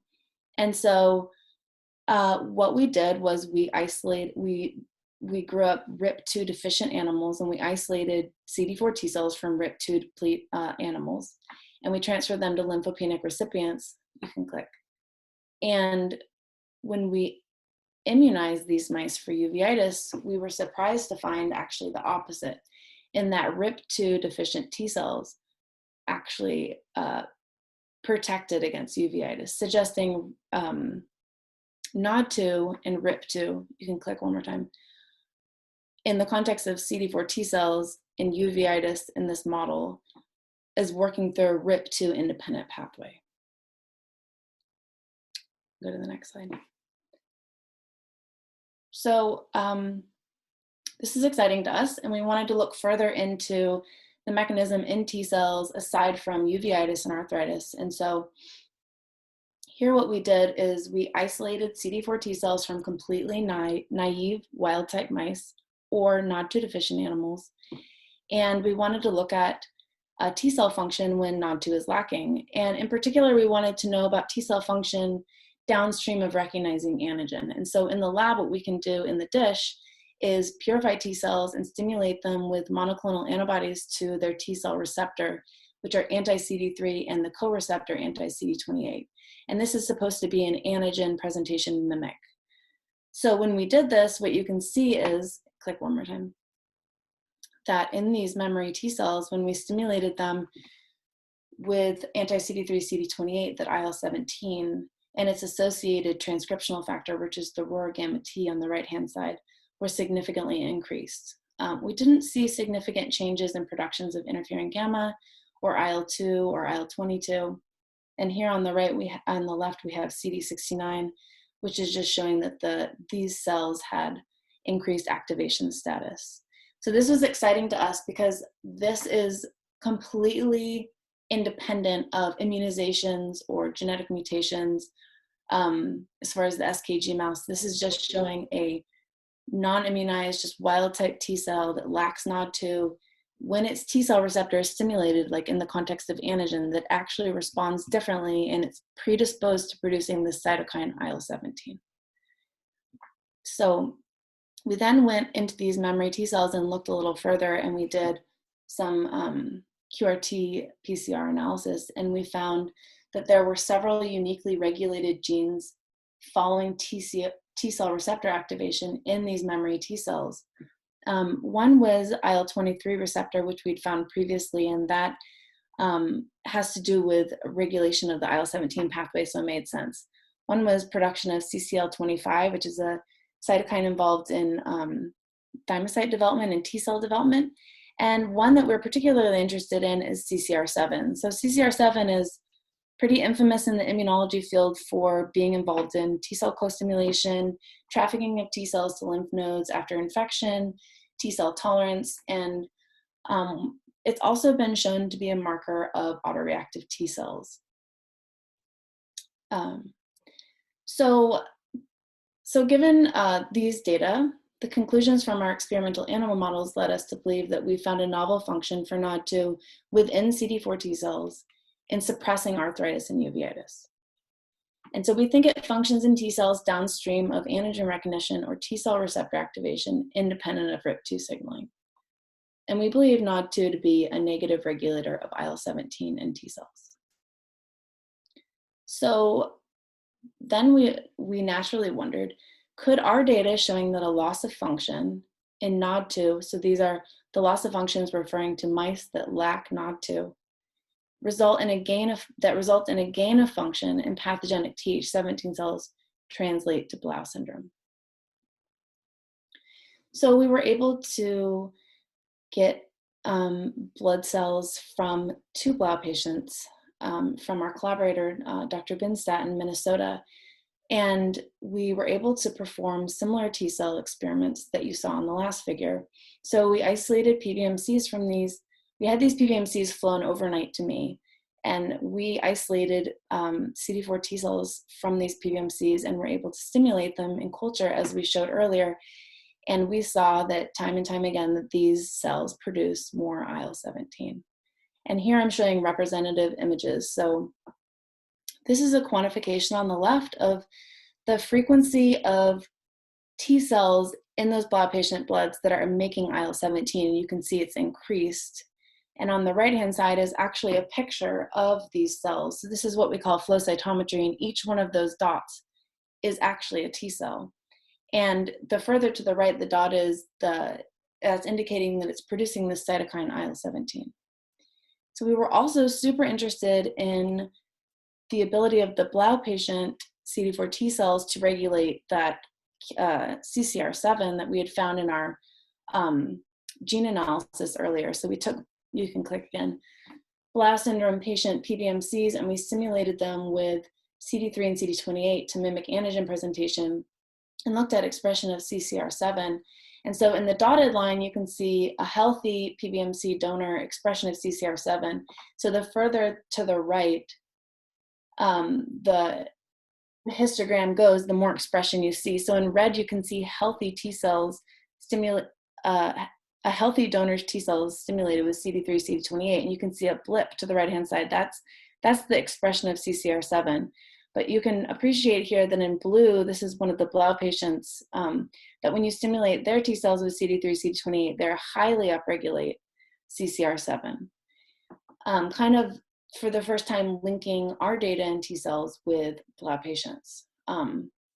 However, this is only 2 patients. And so to summarize kind of all of this, go to the next page. Again, I think NOD2 is a critical modulator of self-tolerance and a rheostat of our immune system. And so you can click. So the previous functions of NOD2 in antimicrobial immunity and inflammatory responses really have been shown in cells that are not T cells. So these are T cell extrinsic roles for NOD2. And so I hope today I convinced you that, you can click again, that there's an additional role for NOD2 in protection against autoimmune arthritis and uveitis, which, if you click again, is T cell intrinsic. And so if you click again, I think that it's really important to acknowledge that the function of NOD2 could be very cell specific and context specific. And so previous data is showing the role of NOD2 in patients or in, cell lines that have transfected NOD2 into them, whether they macrophages or stem cells or whatnot. This all may be happening. It could be a different role in different cells, and that I'm presenting a role in T cells. And so, so we think that we have some from preliminary data suggesting that this T cell intrinsic mechanism to block IL-17 in arthritis and uveitis might in some ways apply to Blau syndrome. So if you click. With that, I want to again thank my mentor, Dr. Holly Rosenzweig, and Dr. Lee, Emily Vance, Kim, Paige, and Sydney. Dr. Benstadt in Minnesota, he is a wonderful collaborator, and he's been able to get us the Blau patient PBMCs, and other people here who are contributed to the processing of the Blau syndrome, and Dr. Sakaguchi, who came up with the SKG model. And I wanted to thank the foundation members of the Cure Blau Foundation. It's been a pleasure to know you and to be a part of this, and I'm looking forward to the future. And of course to Holly and I's funding through the Department of Veterans Affairs and also the NIH. And with that, thank you and ask for questions. Thank you, Dr. Napier. Because we are actually at 8:40 right now and we still have one more presenter to go, I'm going to ask that people put their questions in the chat box and we'll get to them at the end. And I would also like to say to panelists, if you have questions for each other, please also enter them into the chat box. I think you all probably know each other's presentations better than any of us, so please ask each other questions for panelists. And also, for panelists, if you would like to go in and answer questions in the chat box, some of the questions as well. There's lots of questions that I'm seeing, lots of dialogue that's happening in there, so that would be wonderful. I do just want to make sure that I get to our next panelist because we have, we're getting close to the end. We're also looking at if we can extend just for a little while at the end to do some more questions. I also just want to quickly introduce Dr. Carlos Rose and Dr. Kareem Wooters, who have now joined us and who are part of the team that is going next. So a lot of you have heard of them as well. So they're online. So please also, you can address them and ask questions to them as well in the chat box.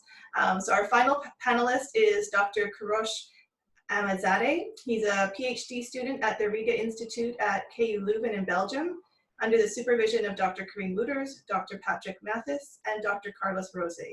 His study involves examining the process of giant cell and granuloma formation in autoinflammatory diseases with the aim of finding a better therapy for Blau patients. He has made incredible progress in a very short time and has already figured out how to grow granulomas in a laboratory setting. So over to you, Mr. Ahmadzadeh. Thank you very much for this great introduction. And I would also like to thank you for allowing me to present my project related to the study of granuloma and giant cell formation in Blau syndrome. And I would like to start my presentation with this great illustration of a granuloma, where you can see the lymphocytes, the T cells, the B cells, but also other cells that are surrounding your activated macrophages. And in the core of the granuloma, you have a multinucleated giant cell. And next slide, please. And multinucleated giant cells are cells that are formed to the fusion of monocytes and macrophages, and it consists of different steps. You have the pre-fusion phase, followed by chemotaxis, meaning that the cells need to find each other, adhesion and cytoskeletal rearrangement, and finally, you have the fusion and multinucleation, which will give rise to different types of cells, the osteoclasts, the foreign body giant cells, and the Langerhans giant cells. Next slide, please. The function of osteoclast is very well known, which is bone resorption, and any abnormalities are associated with diseases such as osteoporosis and rheumatoid arthritis. However, for the two other types of giant cells, next slide, please. The foreign body giant cells found in foreign body reactions and Langerhans giant cells found in granulomatous diseases such as tuberculosis, Blau syndrome, or Crohn's disease, their function is not very well understood. Next slide, please. And the exact mechanism of cell fusion and granuloma formation is not completely understood. Next slide. For osteoclast, the previous one. So for osteoclast, we have a very good collaboration with the laboratory of Professor Jacques B. Moaras and his postdoc, Dr. Marie Pereira, at the Imperial College of London, who are experts in osteoclasts. And at KU Leuven, we are more focusing on the two other types of giant cells, the foreign body giant cells and the Langerhans giant cells. Next slide, please. So my project consists of two main objectives. And the first objective, we use healthy controls to study the kinetics and the fusion process of the three types of giant cells, but also the phenotypical and functional changes of the giant cells at RNA and protein level. But in the second objective, we will focus on two specific diseases, Blau syndrome and Crohn's disease. Why these two specific diseases? One, because they are both associated with the presence of granulomas at the inflammatory site. And two, because they are both associated with mutations in NOT2. And last, there are no studies that investigating the role of NOT2 and its downstream pathway in the formation of giant cells and granulomas. And we have in our lab access to a cohort of 46 Blau syndrome patients, and we have PBMCs, which are the immune cells, the peripheral blood mononuclear cells, plasma and biopsies. And for Crohn's disease, we have access to more than 50 patients. And there I will investigate the phenotype of monocytes and macrophages, because these are the main players in giant cell formation, but also the role of NOT2 and its downstream pathway in the formation of giant cells and granulomas. Next, please. And we are going to use innovative approaches such as flow cytometry, stream and IncuCyte, but also other techniques to investigate these two topics. Next. I will show you now some preliminary data for the two objectives, and I will start with the first objective, and I will show you that we are able to generate the three types of giant cells in vitro by just using immune cells, the PBMCs of healthy controls. Next, please. So here you can see on the illustration that we are able to generate the three types of giant cells, the Langerhans giant cells, the foreign body giant cells, and the osteoclasts by just using the immune cells, the PBMCs of healthy volunteers, and stimulate them with a cocktail of cytokines.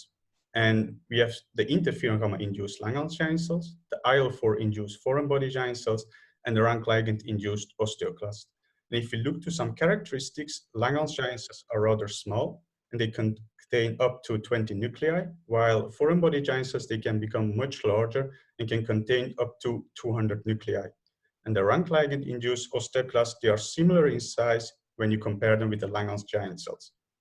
Also, the morphology of the giant cells is different.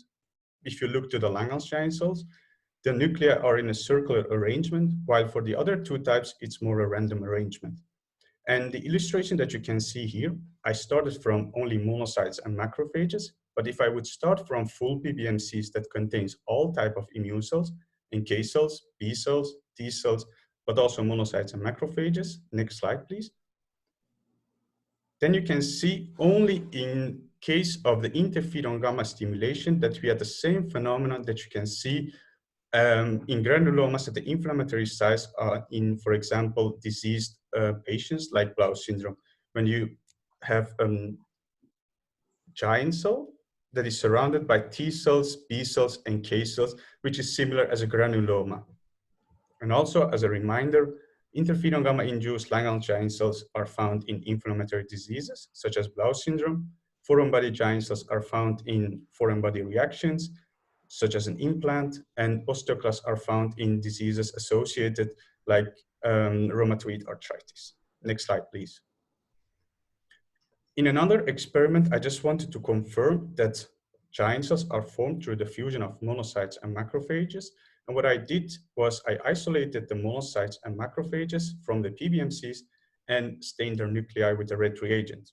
And this is a starting point where I didn't stimulate them with interferon gamma, so you can see individual cells. But once we stimulate them with interferon gamma, if you can start the movie,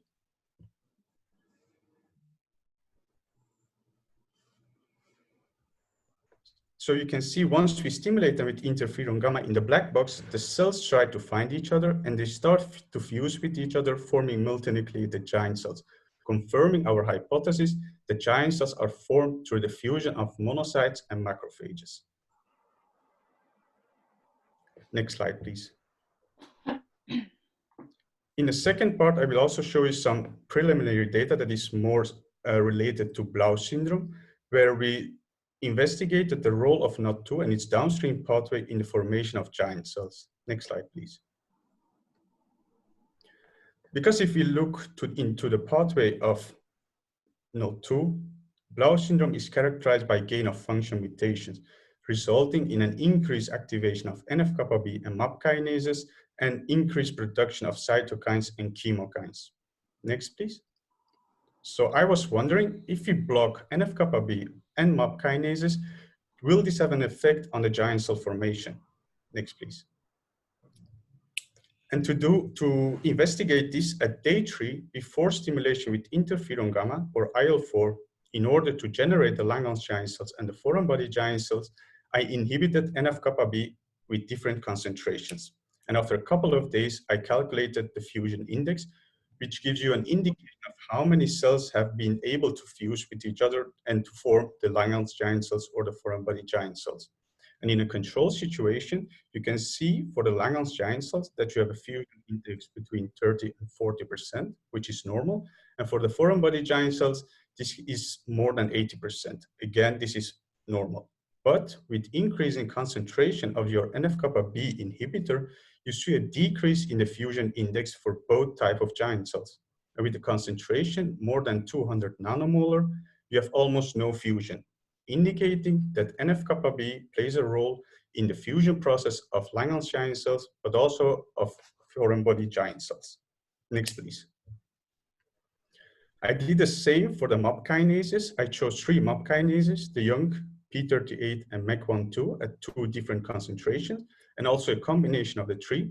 And at day 3, before stimulation with interferon gamma or IL-4, I inhibited the MAP kinases. And after a couple of days, I again calculated the fusion index. And here, the outcome is different for the Langerhans giant cells and the foreign body giant cells. Because for the Langerhans giant cells, again, in the control situation, we have a fusion index between 30 and 40%. And for foreign body giant cells, it's up to almost 100%. But if you look for the Langerhans giant cells, when we inhibit MAP kinases, we have a decrease in the fusion. But for the foreign body giant cells, this is not the case in all situations, indicating that the MAP kinases play a role in the fusion process of Langerhans giant cells, but not for the foreign body giant cells. Next slide, please. This will be one of my last slides where I want to just situate my future perspectives.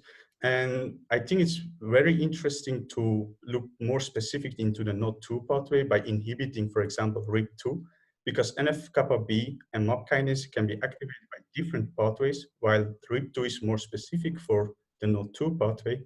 And it would be very interesting to see if we can block RIP2. Will this also affect the giant cell formation, but also the granuloma formation? And also, I think it's fascinating to look for other binding partners of NOT2, for example, ATG16L1, which is related to autophagy.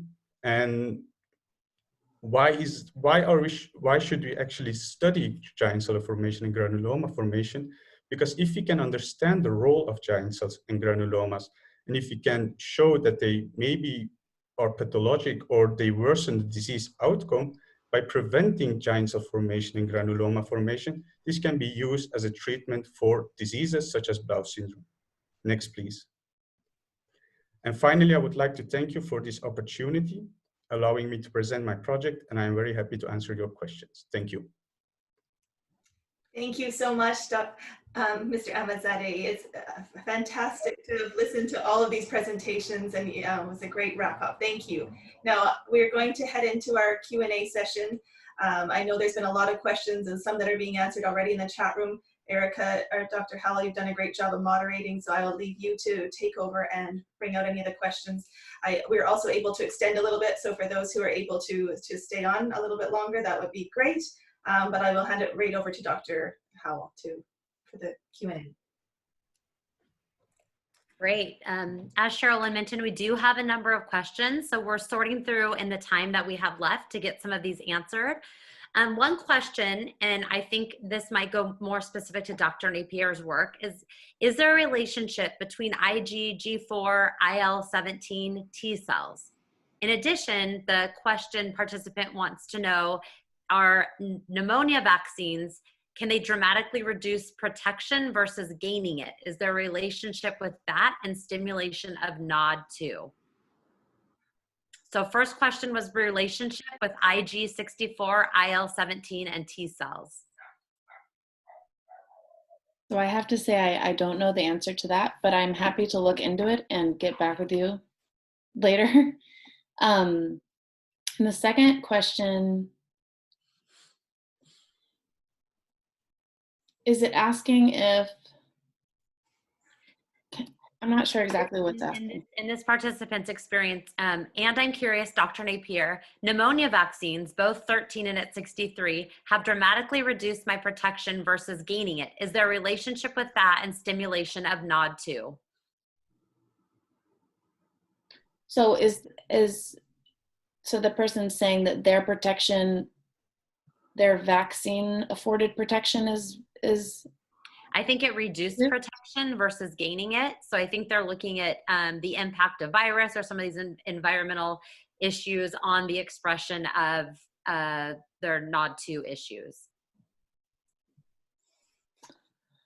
I think I'm understanding the question. So I can only just hypothesize. I don't know the exact answer, but I'm just based on my work, I find that the Blau mutations in NOD2 causes the, immune cells to be hypo-responsive. And so I could see where NOD2 is dampening the ability to mount a protective vaccine response. So, but that's just speculation based on my work. I actually don't know. That's what I can say. That's what I, just based on, because our collaborator, Dr. Davey, who actually invented those Blau mice, he showed in Blau macrophages that they are hyporesponsive, and so did Dr. Martin and a few other groups. So, I mean, my work shows that they're hyporesponsive, so I can imagine, yeah, that the T cell response and the vaccine response would be dampened because of the NOD2 mutation. Okay. Someone else was asking, do IL-17 variants worsen or improve the inflammatory response? So IL-17 variants in humans are pretty strongly correlated with rheumatoid arthritis, psoriatic arthritis, and ankylosing spondylitis. So yes, I don't think there's any correlation in Blau syndrome. I don't know if people have looked at IL-17 variants. But that's what I know. Okay. This question may also relate to some of Dr. Combe's work at looking at 50 different participants with Blau syndrome. The question is, do patients with Blau syndrome have a higher chance of getting psoriatic arthritis? I think the pathogenic condition of the Blau syndrome and also the psoriasis is quite different, because we use antibiotics. Only the TNF alpha reagent is very effective, but not other biotics. It's okay? Okay, yes, thank you. Dr. Napier, did you see an increase of granuloma formation at NOD2 SKG mice? That's an interesting question. We have looked for that particular thing in lungs, and we've also looked in the small intestine. And so SKG mice actually have a systemic autoimmunity like Blau and sort of like rheumatoid arthritis and like other autoimmune diseases. And so they do develop a pneumonitis or like a lung disease and ileitis, which is inflammation of the small intestine. And so what we found in the NOD2 knockout mice that get this really horrible arthritis is actually the opposite phenotype in the intestines. We saw no pathology. So it happened to be that it was even though they had worse arthritis, they had very clear no evidence of intestinal disease suggesting that the knockout is actually protective. And so IL-17 is actually protective in the intestines. And so one could hypothesize that this increase in IL-17 is actually protecting these SKG mice against that ileitis.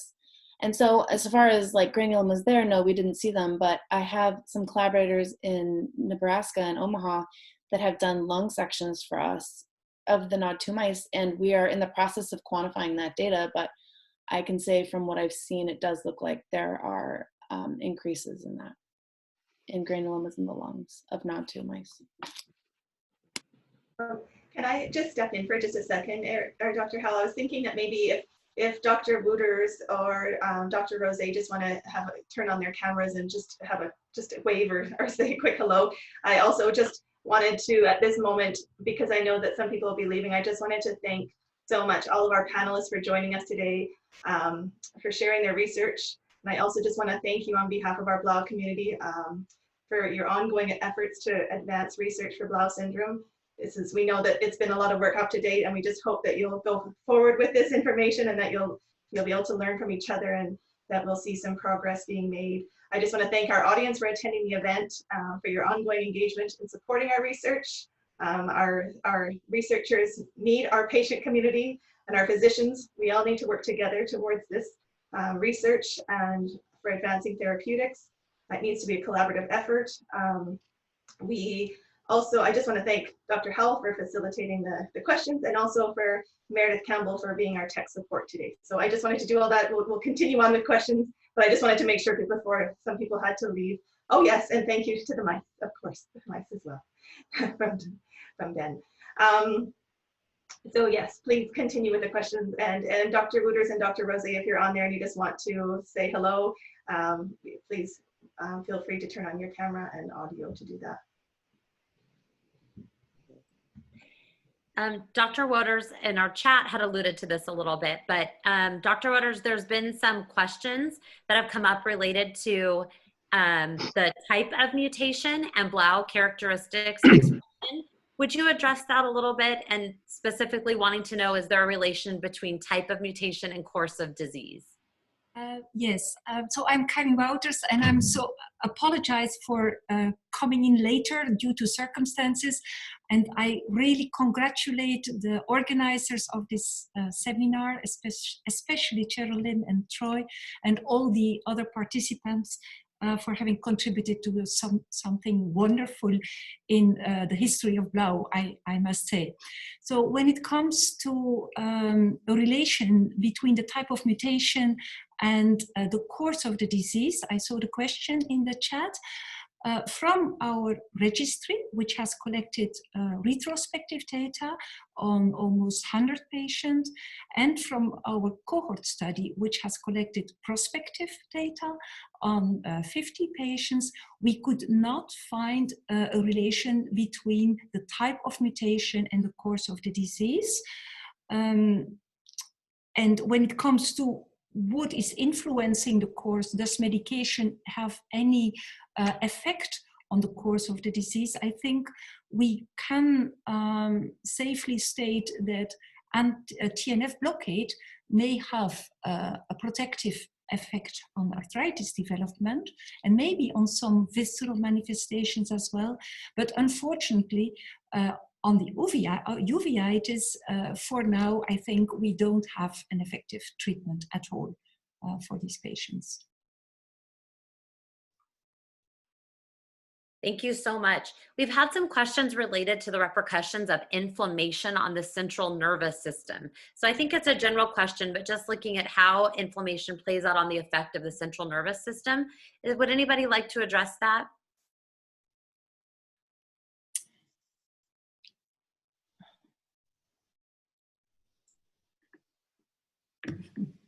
And if not, we can archive that for another time. Well, if no one else, I think every one of us is a bit reluctant to address the question because we don't have sound data on involvement of the CNS system by granulomatous inflammation in Blau patients. So I think we have to be very careful. But of course, any chronic inflammatory process has an influence because cytokines may circulate throughout the body, so that affected patients may be more tired, have concentration difficulties, and at times when the inflammation flares up, well, I think this is very, very clear to the observation of the clinicians. But we need more sound evidence on this. We also have a question, and they're asking, is there anybody who's studying the formation of granulomas on major arteries or located in the brain?